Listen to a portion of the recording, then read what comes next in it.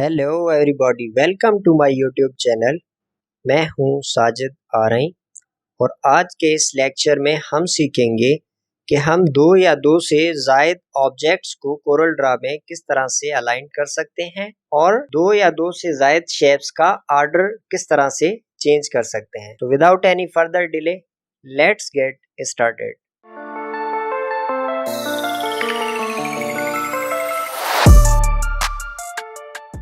Alright, welcome back. तो अगर आप यहाँ देखें तो मैंने दो शेप ड्रॉ किए हुए हैं। अब मुझे करना ये है कि ये जो सर्किल है इसे इस रेक्टेंगल के सेंटर पे रखना है मुझे। तो इसके लिए आप क्या करेंगे, पहले आप इस शेप को सिलेक्ट कर लें और उसके बाद शिफ्ट प्रेस करें और इस शेप को सिलेक्ट कर लें। इन दोनों शेप्स को सिलेक्ट करने के बाद आप कीबोर्ड से प्रेस करें सी और ई का बटन प्रेस कर दें। ये दोनों ऑब्जेक्ट्स अलाइंड हो जाएंगे। ठीक है, सी होता है हॉरिजॉन्टली सेंटर करने के लिए और ई होता है वर्टिकली सेंटर करने के लिए।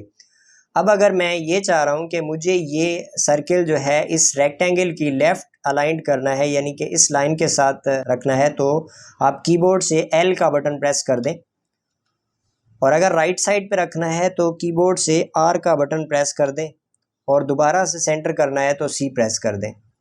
सिमिलरली अगर आपको टॉप साइड अलाइन करना है तो कीबोर्ड से टी प्रेस कर दें, टी फॉर टॉप, और अगर डाउन साइड करना है तो बी फॉर बॉटम।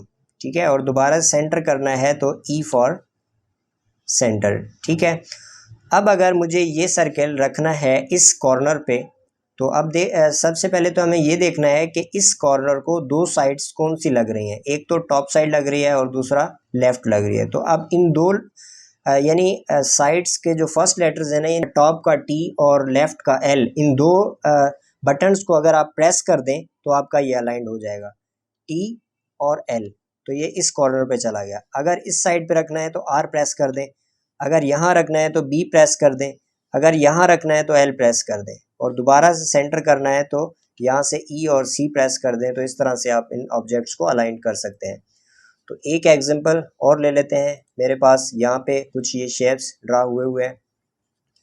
अब अगर मैं इन तमाम शेप्स को सिलेक्ट करके और लेफ़्ट अलाइन करना चाह रहा हूँ तो इन तमाम तर ऑब्जेक्ट्स को सिलेक्ट करने के बाद आप कीबोर्ड से एल प्रेस करेंगे तो ये लेफ़्ट अलाइंड हो जाएंगे। ठीक है, और अगर आप आर प्रेस कर दें तो ये राइट अलाइंड हो जाएंगे। अगर आप सी प्रेस कर दें तो ये सेंटर हो जाएंगे। उसके बाद अगर आप वर्टिकली अलाइन करना चाह रहे हैं तो ये मेरे पास कुछ जो है शेप्स वर्टिकली ड्रा हुए हैं। इन तमाम शेप्स को आप सिलेक्ट करें और कीबोर्ड से टी प्रेस कर दें, ये टॉप अलाइंड हो जाएंगे। अगर आप बी प्रेस कर दें तो ये बॉटम अलाइंड हो जाएंगे, और अगर आप ई प्रेस कर दें तो ये वर्टिकली सेंटर हो जाएंगे। सिमिलरली अगर आपके पास ये सर्कल्स वगैरह मौजूद हैं और इन तमाम शेप्स को अगर आप अलाइन करना चाह रहे हैं तो कीबोर्ड से सी और ई प्रेस कर दें, ये तमाम ऑब्जेक्ट्स अलाइंड हो जाएंगे। अगर मैं यहाँ पे बी प्रेस करता हूँ तो ये बॉटम हो जाएंगे, टी प्रेस कर रहा हूँ तो ये टॉप हो जाएंगे, दोबारा से ई प्रेस कर रहा हूँ तो ये सेंटर हो जाएंगे। आई होप कि ये चीज़ तो आपको समझ में आ गई होगी कि किस तरह से हम ऑब्जेक्ट्स को अलाइन कर सकते हैं। अब एग्जांपल लेते हैं कि हम दो या दो से ज़्यादा ऑब्जेक्ट्स का आर्डर किस तरह से चेंज कर सकते हैं। तो मैं पेज 3 पे जा रहा हूँ। यहाँ पे मेरे पास कुछ शेप्स ड्रा हुए हैं, 4 शेप। अब इनमें सबसे पीछे जो हमारे पास शेप है वो है येलो, उसके टॉप पे है ग्रीन और ब्लू और जो है रेड। अब मुझे करना ये है कि इसका आर्डर चेंज करना है, यानी कि ये जो येलो है इसे मुझे एक से टॉप पे लाना है, यानी कि मुझे इसे फॉरवर्ड करना है। तो इसके लिए आप कीबोर्ड से शॉर्टकट प्रेस करेंगे control page up. Control page up, जैसे ही कंट्रोल पेज अप करेंगे तो ये इससे एक से आगे आ चुका है। और अब अगर आप दोबारा से कंट्रोल पेज अप करते हैं तो इसका ऑर्डर चेंज हो सकता है। और अगर आप एट ए टाइम इसको सबसे पीछे रखना चाह रहे हैं तो आप क्या करेंगे, शिफ्ट पेज डाउन प्रेस कर दें। तो इससे आपका ये जो ऑब्जेक्ट है ये तमाम तरह ऑब्जेक्ट्स के बैक साइड चला जाएगा। सिमिलरली अगर आप इस चीज़ को टॉप पे लाना चाह रहे हैं तो शिफ्ट पेज अप प्रेस कर दें, इससे आपका जो ऑब्जेक्ट है वो टॉप पे आ जाएगा।